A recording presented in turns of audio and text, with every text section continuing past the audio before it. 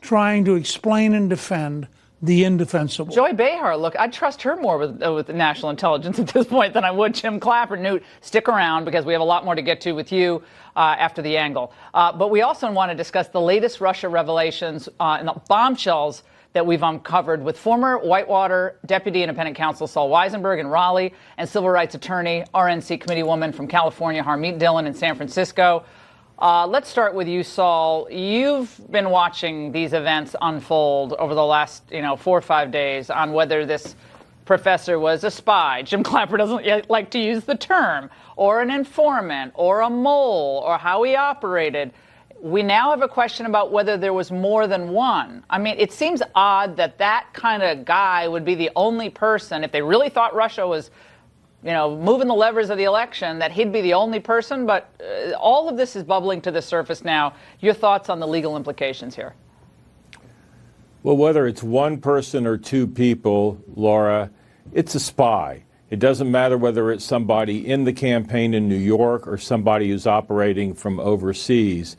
This isn't somebody who's just sitting around and with his eyes and ears open, waiting to see what somebody says. This is somebody who invites Papadopoulos overseas and gives him a grant or a stipend for a foreign conference. This is somebody who bats her eyes, brings along a woman who bats her eyes at Papadopoulos. This is somebody who mentions to either Caputo, and I've heard it of one other person, hey, would you like some of these emails? So these are proactive measures. And this is very disturbing, very I won't say it's unprecedented because there have been dirty tricks in campaigns, and we know what President Nixon did. But this is very, very disturbing stuff. Anybody who pretends that this is normal or was justified based on what we know is just nuts. To do an operation like this, you better have had phenomenal, and I mean phenomenal, information. And I don't think Saul, they obviously came up empty on the Russia collusion thing. They never brought that Moscow lawyer, Velitsinskaya, in for questioning. They could have brought her in. They could have done video. They could have questioned her on video. They never questioned her. That Trump Tower meeting was supposedly so important. It's ridiculous. She was probably busy talking to Glenn Simpson. Why don't we ever hear that when I'm looking at the other networks? Right. Why don't they ever mention that before she went to Trump Tower, she was meeting with Simpson of Fusion GPS, and after the meeting, she was meeting with him? Why do they never mention that? Well, it's convenient. Harmeet, I want to get to you. This is what Carl Bernstein, he's been dining out on Watergate for many decades. This is what he said today about President Trump and interfering into the investigation. Let's watch. What the president did today is really to abuse his authority, as he has been doing, to intervene in a legitimate investigation. And this is part of the cover-up, what we are watching, a cover-up by the president of the United States. This abuse of power and authority and cover-up by the president of the United States. We do know there is a cover-up, so this is a cover-up.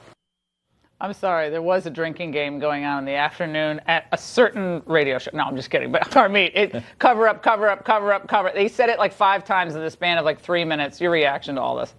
Right, and that's the Democratic talking points from yesterday. We heard something similar from Eric Swalwell on Tucker's show, and we've seen it repeatedly over the media for the last few hours. And notwithstanding the fairy tale that James Clapper told the ladies on The View about this not being a spy, we all know what it is. As Saul said, this is a spy, and it's multiple spies.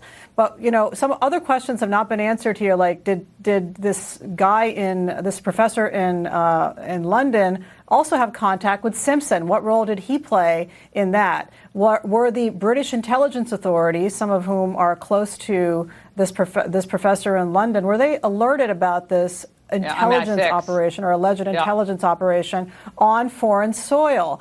The fact that the timing, which has very carefully been cultivated by the Democrats, by Comey, by other former FBI people who have been sent out onto the media to talk about this as being July, but actually we're talking about potentially May, as Caputo has said, and even earlier. And so, you can't have a cover-up without there being a crime. There's no crime to cover up. The only thing that should be, the only revisionist history going on here is the Democrats quickly retreating and scrambling and trying to sow obfuscation here about their true intentions. And, when we talk about comparing this to Watergate, Watergate was the president being involved potentially in the cover-up of something that occurred at a very low level. This is a completely different situation. This is an administration, the Obama administration, which is known for calling James Rosen a criminal and using that to spy on him. Cheryl Atkinson spying on her. They're unmasking Samantha Power, unmasking people. Susan we haven't Rice even, with her we haven't weird even email scratched the the last surface day. of Samantha Power. My God, the cover-up is the Democrats trying to throw mud at the Trump campaign. And one of the premises here is that there was spying and there was hacking of the DNC. We don't even know that. But because we haven't even been able to look at their server. Right, I mean, but guys, so that's CrowdStrike. We don't even know that. Right. One of the things that is stunning about all of this is that for all the obsession with Russia, this is what Russia does to Putin's political opponents. This is what happens in China when you oppose the great leader. This is what happens in third world countries where the power of the government is used to suppress and oppress political dissent. And Saul, I know that sounds like I'm like hyperbole, but that is what they do there, and it's ironic that this is what we have perhaps going on here. You can close it out. Well, I think it's, the Carl Bernstein business. By the way, as a historical note, there were some pretty high-level people who knew about Watergate and knew about the Fielding break-in. But look, when Carl Bernstein, my problem with the Bernsteins of the world is they fail to recognize that this is serious and it's clearly improper, what happened during the campaign. And we haven't even talked about the omissions in the FISA warrant tonight. On the other hand, you know me, Laura. I've been on this show. I've defended Bob Mueller. I've defended Rod Rosenstein. I think Bob Mueller should be allowed to take as long as he needs to finish up his case.